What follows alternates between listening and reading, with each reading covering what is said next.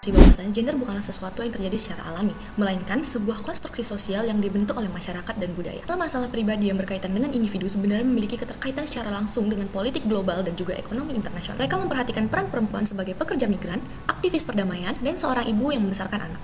Feminisme melihat struktur internasional bukan hanya sebagai anarki, melainkan patriarki global yang mengakibatkan marginalisasi terhadap peran perempuan dalam pengambilan keputusan, yakni pola praktik gender yang melegitimasi dominasi laki-laki dalam politik global.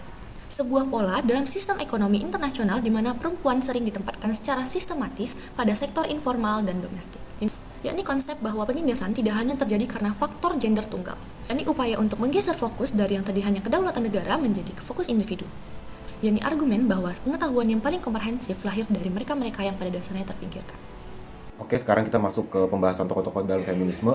Yang pertama adalah di gelombang pertama, yaitu Mary Wollstonecraft, dengan memulai karya tulisannya yang berjudul The Vindication of the Rights of Women pada tahun 1792. Fokusnya itu terhadap kesetaraan perempuan untuk menjalankan pendidikan sama seperti laki-laki. Yang kedua ada Harriet dan John Stuart Mill yang fokus kepada pernikahan dan perceraian. Dan yang terakhir ada Caroline Norton yang fokus pada hak asuh anak-anak setelah perceraian. Dan masuk ke gelombang 2 ada Simone de Beauvoir yang menentang determinisme biologis dalam fisiologi, seperti determinisme bawah sadar dan determinisme ekonomi, karena dianggap mendorong internalisasi konsep perempuan dan membuat perempuan menjadi struktur patriarki. Betty Friedan yang menguatkan pandangan Beauvoir dan menulis buku berjudul Feminine Mystic. Dan gelombang terakhir yaitu gelombang ketiga ada Susan Faludi yang membahas feminisme dalam sudut pandang media budaya populer yang dapat merusak feminisme itu sendiri. Karyanya adalah Backlash: The Undeclared War Against American Women pada tahun 1991. Dan yang terakhir ada Judith Butler yang menulis teks berjudul Gender Trouble, dan menurutnya gender itu bukan kontestasi yang bersifat performatif dan tercipta karena interaksi sosial. Kita akan lihat bagaimana teori feminisme ini memandang sebuah fenomena dalam hubungan internasional. Dan kalau kita berbicara tentang keamanan internasional, yang sering dilihat oleh negara ataupun PBB itu adalah tentang negara, konflik di perbatasan ataupun konflik bersenjata ya. Dan mereka terkadang mengabaikan tentang individu ataupun perempuan. Dan hal ini dipandang menjadi sebuah kritik bagi feminisme itu sendiri. Feminisme ini memandang sebenarnya keamanan itu juga harus dilihat tentang bagaimana keamanan bisa didapatkan oleh seorang individu ataupun bahkan seorang perempuan. Dan jika berbicara tentang sebuah peristiwa, berbicara tentang apa yang terjadi di Haiti. Jadi di Haiti itu ada laporan kalau perempuan di sana itu melahirkan anak-anak yang berasal dari hubungan eksploitatif.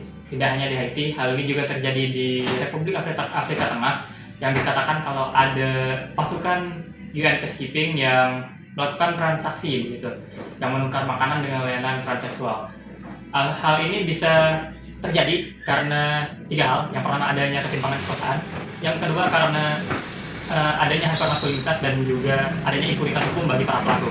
Perbedaan utamanya itu terletak pada unit analisis dan nilai emansipasinya. Jika teori tradisional seperti realisme itu berfokus pada negara, kekuatan militer, dan senjata, justru feminisme ini melihat individu di dalamnya. Nah, feminisme ini menganggap bahwa sistem internasional itu tidaklah netral. Jadi sistem ini bersifat patriarki yang seringkali meminggirkan kelompok marginal, terutama perempuan. Di sini ada 2 konsep penting yang harus kita pahami bersama-sama, yaitu pertama ada the personal is political, yang artinya adalah masalah pribadi seperti kekerasan dalam rumah tangga atau fatherless karena tidak adanya cuti ayah. Itu bukanlah masalah sepele, melainkan itu adalah akibat dari kebijakan politik yang maskulin. Nah, yang kedua adalah the personal is international. Jadi nasib seorang perempuan di desa terpencil, misalnya seperti korban human trafficking atau comfort women, itu sangat dipengaruhi oleh bagaimana hukum dan sistem internasional itu bekerja. Jadi implikasinya terhadap realitas HI itu sangatlah besar, karena kacamata feminisme ini, cara kita memahami keamanan itu berubah total. Jadi keamanan bukan lagi soal seberapa banyak tank yang dimiliki sebuah negara atau senjata yang dimiliki oleh sebuah negara, tapi apakah individu baik laki-laki maupun perempuan itu merasa aman dari kekerasan dan diskriminasi. Jadi feminisme ini menggeser fokus HI dari kekuasaan atas negara